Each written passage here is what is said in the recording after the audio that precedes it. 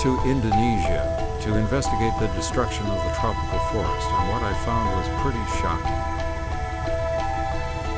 Nearly 3 million acres destroyed every year. The projections over the next 30, 40 years is showing that Indonesia is going to be going to one of the top 5 countries in the world in terms of GDP. Deforestation is a trade-off between saying you'll benefit in the future versus you'll get money for economic development now. In the race for economic gains, there are winners and losers. Endangered species inch ever closer to extinction. Most of these animals are here because of the deforestation, right? With the amount of orangutans we have rescued and the amount of orangutans we know has probably been killed in that process, we're talking such huge amounts. And people have lost their homes and livelihoods, like this indigenous leader whose community's traditional forest was taken over by palm oil plantations. Hutan adalah merupakan adat. The most important is the forest is their culture.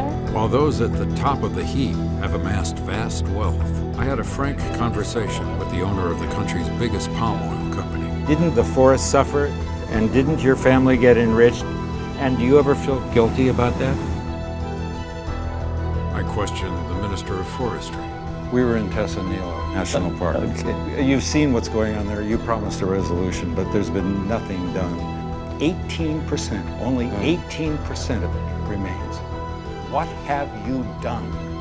I even sat down with the president himself. It must provide unique challenges for you as president.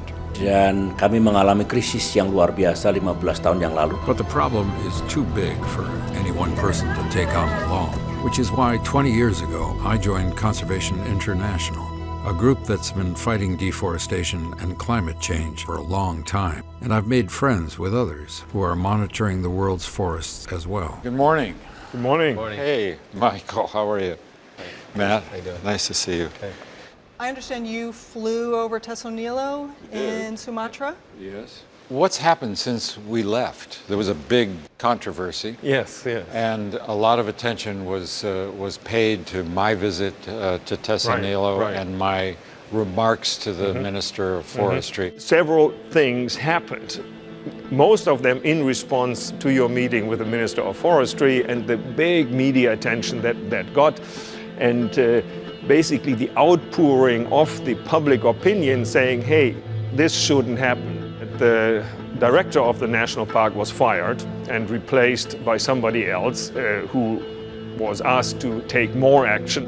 Our forest crime unit had orders by the national chief of police to find the financial backers of this encroachment for oil palm here.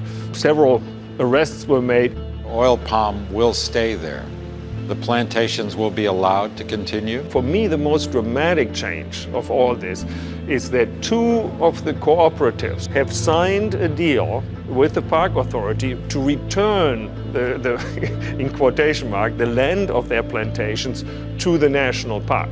And that's a deal signed in paper, and it came from these cooperatives.